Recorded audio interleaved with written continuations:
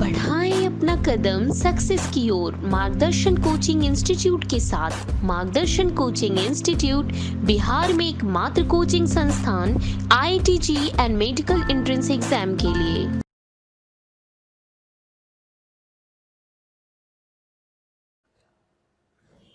Hello everyone, सभी 11th class के बच्चों को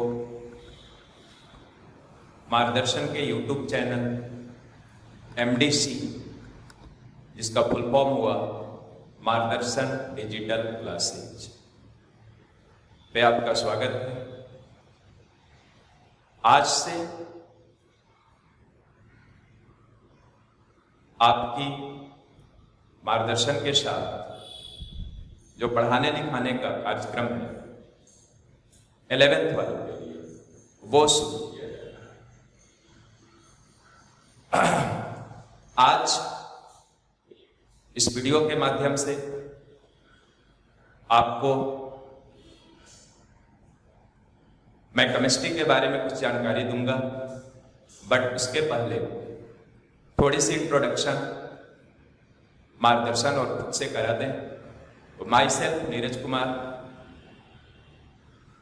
मार्गदर्शन के शुरुआत से मार्गदर्शन का साथ रहा है मेरा। आप सभी जो मार्गदर्शन को चुने हैं उसके लिए एक बार सभी को बहुत बहुत धन्यवाद। और अनडाउटेडली मार्गदर्शन आपके लिए नया है, आपके अंदर क्यूरियोसिटीज काफी होंगी, क्या होगा, कैसे होगा, कैसे करेंगे। तो ऐसा है कि मार्गदर्शन जरूर आपके लिए नया है और आप भी मार्गदर्शन के लिए नए हैं, लेकिन मार्गदर्शन की जो हिस्ट्री है वो नहीं। मार्गदर्शन की हिस्ट्री काफी पुरानी है। We are working in Patna since 2002। मतलब ये हुआ कि हम लोगों को यहां काम करते ऑलमोस्ट 18 ईयर कंप्लीट होने लगे। तो मार्गदर्शन द्वारा अब तक की जो उपलब्धियां रही है वो बहुत ही शानदार है। नेशनल लेवल पे वेरियस जो हमारे कॉम्पिटिटिव एग्जाम्स हैं like IIT JEE Main, NEET, पहले एम्स होता था जो अब इस साल से बंद है। तो इन सभी में बहुत शानदार उपलब्धियों के साथ हम लोगों ने ये टाइम गुजारा है। और यहाँ पे थोड़ी सी इस बात की भी चर्चा मैं करूंगा कि क्यों हम वीडियो लेक्चर प्रिपेयर करके आपको पढ़ाने की कोशिश कर रहे हैं, आपकी पढ़ाई की शुरुआत कर रहे हैं। इसके पीछे का रीजन शायद आप सभी भी अच्छे से समझते हो कि ये लॉकडाउन का पीरियड चल रहा है, तो ऐसे में फिजिकल अपीयरेंस कहीं भी पॉसिबल नहीं। हाँ, ये जरूर है कि आप लोग जो एनरोल्ड हुए थे मार्गदर्शन के साथ, काफी उम्मीदें रही होंगी, काफी क्यूरियोसिटी रही होंगी। हाँ, थोड़ा डिले हुआ लॉकडाउन की वजह से, बट ये जरूर है कि आज नहीं तो कल, कभी ना कभी तो ये लॉकडाउन खत्म होगा और हम लोग फिर से वो ऑफलाइन मोड में जो अपना काम करते थे, क्लासेज में आप आएंगे, हम आपको क्लासेज में फिजिकली अपीयर होके जिस तरीके से हम काम करते थे उस तरीके से करेंगे। तो लेट्स होप कि everything will be good for you and you will have a very nice time here with us and with our system. Okay, thank you. अब हम लोग कुछ केमिस्ट्री की बात करें। तो केमिस्ट्री की शुरुआत हम लोग कर रहे हैं और सबसे पहले हम लोग साइंस को define. The question is what is science. तो I have written it here for you. मैं पढ़ता हूं इसको एक बार। Systematic study of anything by observation, experiments and vision. Science क्या है? किसी भी चीज की सिस्टमेटिक स्टडी है, ऑब्जर्वेशन के थ्रू, एक्सपेरिमेंट्स के थ्रू और रीचिंग। हम लोगों ने साइंस को डिफाइन किया systematic study of anything by observation, experiments and now systematic study में कौन कौन सी बातें शामिल हैं? Systematic study involves observing the problem, problem को देखना, defining it, third one is classifying it and the last one is solving. तो systematic study में चार बातें, पहले ऑब्जर्वेशन है, फिर उसको डिफाइन करना हुआ, तब उसको क्लासिफाई करना हुआ और फाइनली उसको सोल्व किया। Now come to chemistry. I have written it for you. Systematic study of chemical properties of matter which deals with composition, structure and properties of molecules and also their transformation. So systematic study of chemical properties of matter which deals with composition, structure and properties of molecules and also their transformation. This is called chemistry.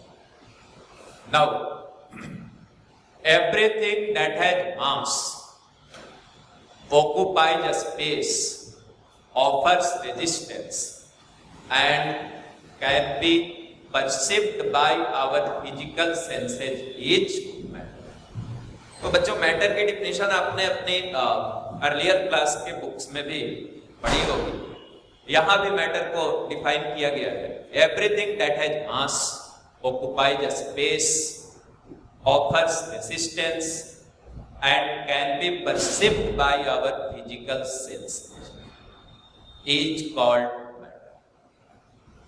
तो I think आप इन बातों को, although ये सब बातें पहले भी आपने डिफाइन किया होगा, जब से साइंस आई होगी आपने साइंस को डिफाइन करना शुरू किया होगा क्लास 6, क्लास 5 से, क्लास 7 से।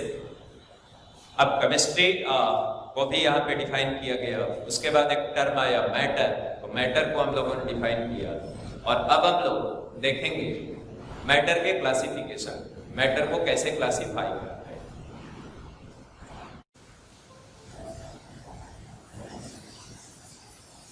वेल बच्चों, तो मैटर को हम लोगों ने क्लासिफाई किया है यहाँ पे, तो दो तरीके से classify, physical classification and chemical classification. तो फिजिकल क्लासिफिकेशन के बेसिस पे मैटर तीन टाइप्स के, सॉलिड, लिक्विड, गैस। तो this is physical classification of matter on the basis of which matter is of three types: solid, liquid and gas। ये सब बातें आप पहले भी सुने। अब आप केमिकल क्लासिफिकेशन की बात करें तो केमिकल क्लासिफिकेशन में दो टाइप में मैटर को डिवाइड किया। एक लिखा गया प्योर और दूसरा लिखा गया मिक्सचर। अब जो प्योर है इसको फर्दर दो टाइप्स में बांटा गया, एक एलिमेंट्स हुआ और दूसरा हुआ कंपाउंड्स। अब एलिमेंट्स को भी फर्दर तीन टाइप्स में बांटा गया, मेटल्स, नॉन मेटल्स, मेटाल्स। और शायद इन तीनों का नाम आपने पहले भी अपने अर्लियर क्लासेज में सुन रखा हो। तो एलिमेंट्स तीन तरह के, मेटल्स, नॉन मेटल्स, मेटाल्स। कंपाउंड्स वो दो टाइप्स में बांटा गया बेसिकली, ऑर्गेनिक, इनऑर्गेनिक। अब आ जाओ मिक्सचर के बारे में। तो मिक्सचर को दो टाइप्स में क्लासिफाई किया गया, one is homogeneous and other is heterogeneous. तो मिक्सचर दो टाइप्स का, होमोजीनियस एंड हेट्रोजीनियस। अब एक एक करके हम लोग इनके बारे में जानेंगे, जानकारी लेंगे और आगे देखेंगे।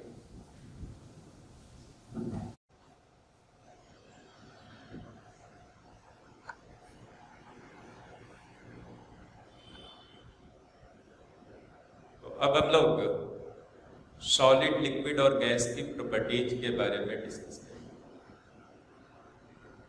तो यहां मैंने एक चार्ट बनाया है।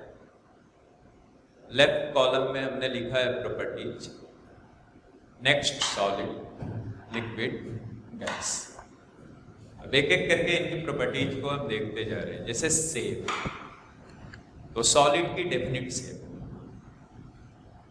डेफिनिट शेप कहने का मतलब उसको आप कहीं भी ले जाओ, घर पे रखोगे तो जैसा होगा, बाहर ले जाओगे तो भी वैसा ही होगा, अपने छत के ऊपर रखोगे तो भी वैसा ही होगा, यहां से कैरी करके किसी दूसरे सिटी में ले जाओगे तो भी वैसा ही। जैसे अब सॉलिड तो आप समझते ही होंगे,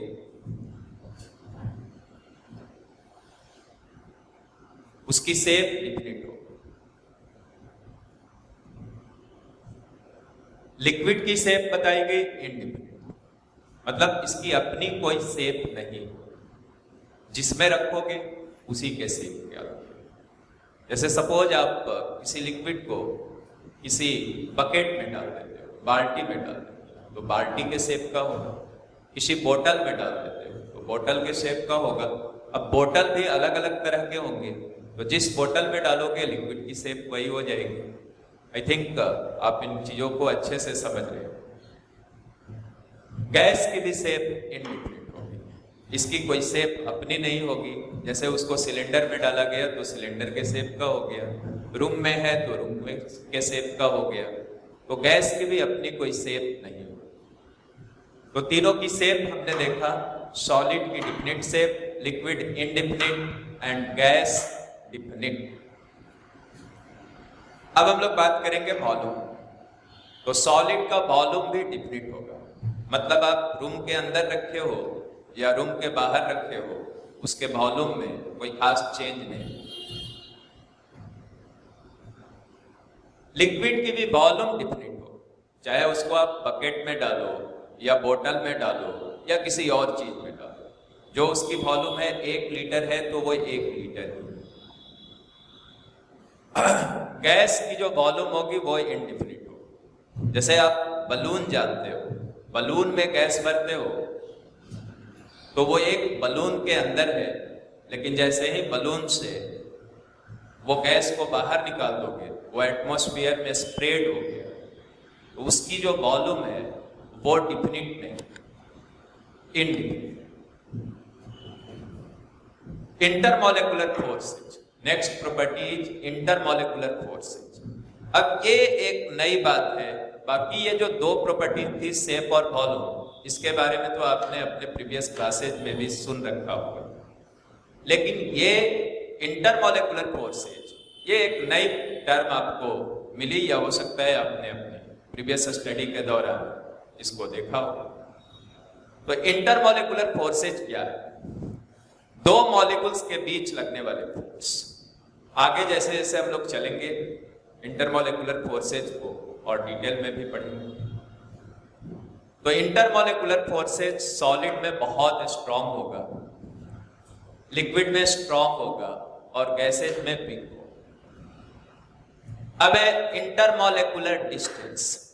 इंटरमॉलिक्यूलर MOL डॉट लिखा हुआ है बच्चों, तो ये इंटरमॉलिक्यूलर हुआ। और हाँ, अभी मैं बोल रहा हूं, जब आपको इनको नोट डाउन करना होगा तो आप वीडियो को पॉज कर लोगे, वो स्टे हो जाएगा और फिर आप इन चीजों को अपनी नोटबुक में कॉपी करो। तो intermolecular distance, DIST, distance solid का लेस होगा। आप देखे होंगे इन चीजों को, आप डेली लाइफ में ऑब्जर्व करते रहते हैं।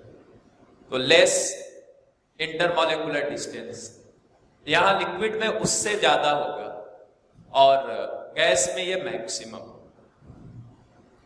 डेंसिटी, और डेंसिटी मैक्सिमम होगी सॉलिड की, इसके बारे में भी आप अपने प्रीवियस क्लासेज में पढ़ते हो। सॉलिड की डेंसिटी मैक्सिमम होगी, इसीलिए आप स्टोन पेल्ट करते हो, थ्रो करते हो वाटर में, स्टोन को थ्रो करते हो वाटर में, तो स्टोन पानी के अंदर डूब जाता है, सिंक कर जाता है, बिकॉज स्टोन की जो डेंसिटी है वो वाटर की डेंसिटी से ज्यादा है। तो डेंसिटी जो सॉलिड की होगी वो मैक्सिमम होगी, लिक्विड की एवरेज होगी यूजुअली, और जो गैस की डेंसिटी होगी वो मिनिमम। अब एक टर्म लिखा है एक्सपेंडेबिलिटी। एक्सपैंड करने की एबिलिटी को कहते हैं एक्सपेंडेबिलिटी, फैलने की।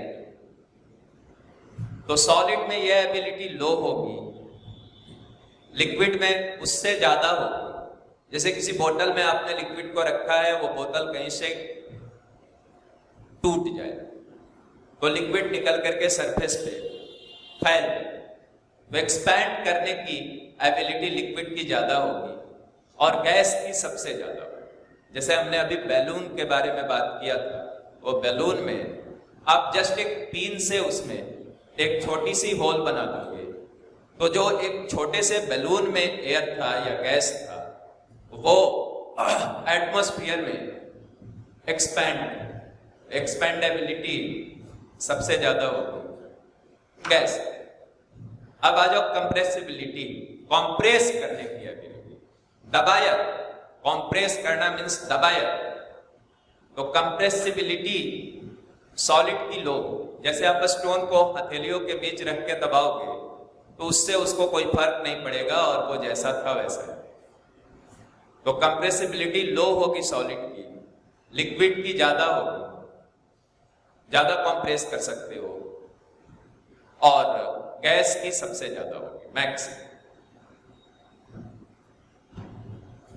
डिफ्यूजिबिलिटी, अब एक नया सा टर्म यहां पे आया, डिफ्यूजिबिलिटी। वेल, इसको हम लोग थोड़ी देर बाद डिफाइन करेंगे, व्हाट इज कॉल्ड डिफ्यूजिबिलिटी। पहले इसको जान ले कि डिफ्यूजिबिलिटी सॉलिड, लिक्विड और गैसेज में कैसे।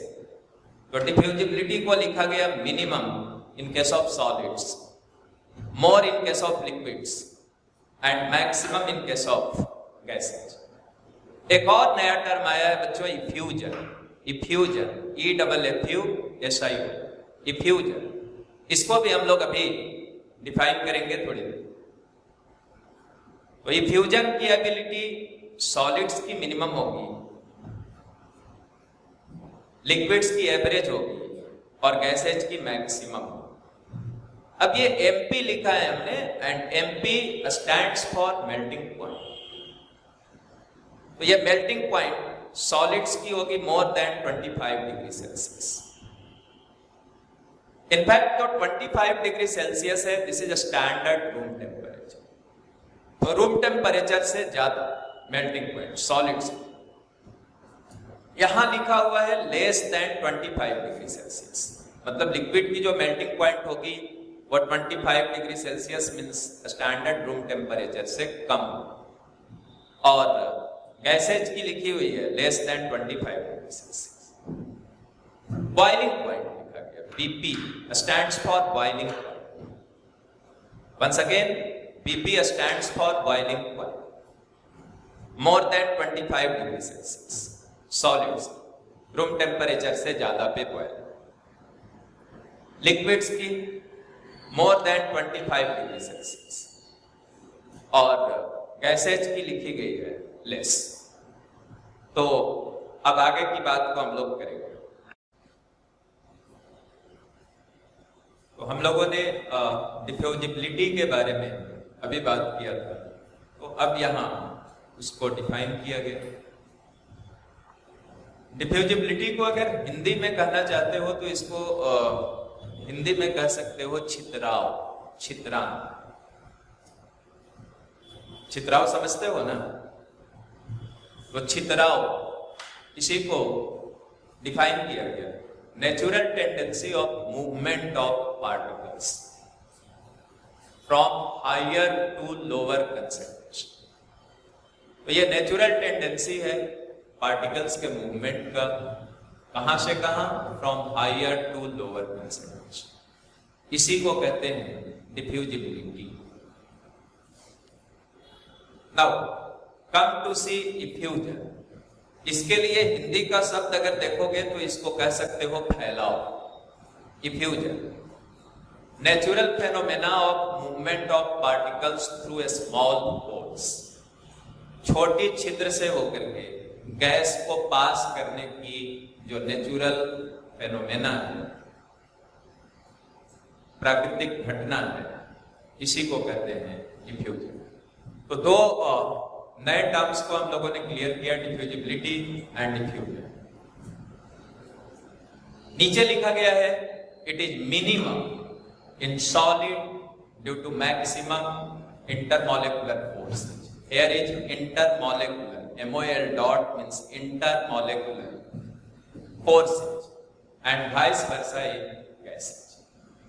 तो कहा गया बच्चों कि सॉलिड के केस में जो इफ्यूजन की फेनोमेना होती है, सॉलिड के केस में वो मिनिमम होती है, क्योंकि सॉलिड्स में अभी देखे थे कि जो इंटरमॉलिक्यूलर फोर्सेज होते हैं, दो मॉलिक्यूल्स के बीच लगने वाली जो फोर्स होती है वो मैक्सिमम होती है, जबकि गैसेज में इंटरमॉलिक्यूलर फोर्सेज मिनिमम होती है, तो वहां पे जो इफ्यूजन है वो maximum.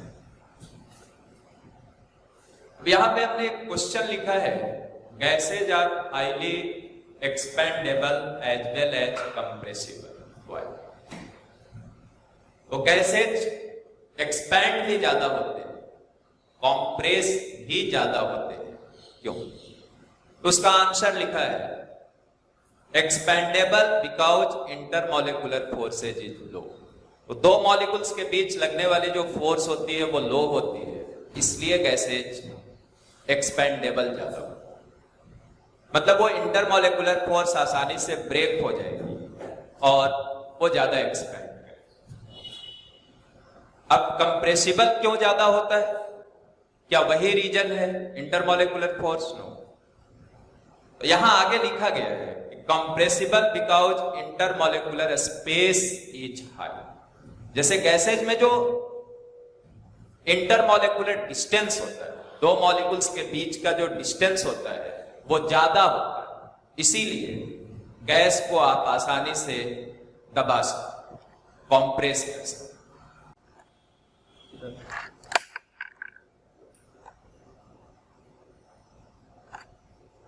Now we'll see the difference between gas phase and vapor phase. Gas phase and vapor phase. So first difference, but gas is used for those substances which a standard physical state is gas. So here is a term, a standard physical state. फिर से मैं definition को पढ़ रहा हूं, फिर से मैं इस फर्स्ट पॉइंट को पढ़ रहा हूं। But gas is used for those substances with a standard physical state. एक टर्म आया स्टैंडर्ड फिजिकल स्टेट, हम इस पे बात करेंगे क्या होता है। इज गैस, तो जिसके स्टैंडर्ड फिजिकल स्टेट गैस हो उसके लिए हम लोग word gas use. The term vapor is used for those gaseous substances. Vapor term ऐसे gaseous substances के लिए यूज किया जाएगा whose standard physical state is not gas. मतलब जिसका स्टैंडर्ड फिजिकल स्टेट गैस था उसको हम लोग गैस बोलते हैं, और जिसका स्टैंडर्ड फिजिकल स्टेट गैस नहीं था उसको हम लोग वेपर बोलते हैं। तो वेल बच्चों, स्टैंडर्ड फिजिकल स्टेट क्या है? Standard physical state means room temperature पे उसका स्टेट क्या है। और आपको मैंने इसी लेक्चर में जानकारी दिया कि रूम टेम्परेचर का मतलब standard room temperature is 25 degree Celsius. तो 25 डिग्री सेल्सियस पे अगर वो गैस था तब उसके लिए टर्म गैस यूज करेंगे, और 25 डिग्री सेल्सियस पे वो गैस नहीं था, उससे ज्यादा टेम्परेचर पे वो गैस में बदल गया, तब उसके लिए टर्म वेपर। तो this is first difference between gas phase and vapour phase. Second difference, vapour can be easily condensed but not gas. Vapour को आसानी से कंडेंस कर सकते हो, लेकिन गैस को कंडेंस नहीं कर सकते।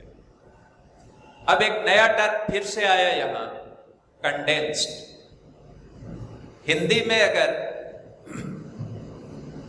इसके लिए शब्द की बात करोगे तो हिंदी में एक शब्द होगा द्रवीकरण होना। द्रवीकरण होना तो कहा गया कि वेपर्स को आसानी से द्रवीकरण किया जा सकता है, लेकिन गैस को नहीं। कंडेंस की मीनिंग लिखा गया change from gas to liquid, gas को लिक्विड में बदलना, इसी प्रोसेस को कहते हैं कंडेंस। तो थैंक यू बच्चों। आज के लेक्चर में हम लोगों ने मैटर के फिजिकल क्लासिफिकेशन तक की चीजों को देखा। Here we have seen the properties of solid, liquid, gases and the terms used to categorize or define solid, liquids and gases. Hope कि आप सबों को ये लेक्चर पूरी तरह से समझ में आया होगा और आप इसको एक बार फिर से अपने कॉपी में नोटबुक करने के बाद नोटबुक में नोट करेंगे। जहां जहां नोट करने की जरूरत होगी, वैसे मैंने हर बात को स्पेल भी किया है, बोला भी है, लिखा है एक एक वर्ड को। तो जहां भी आपको जरूरत हो वहां अपने वीडियो को पॉज कर लेंगे और पॉज करके आप उसको नोट डाउन कर लेंगे और एक बार रीड करके will meet in next class. Thank you very much.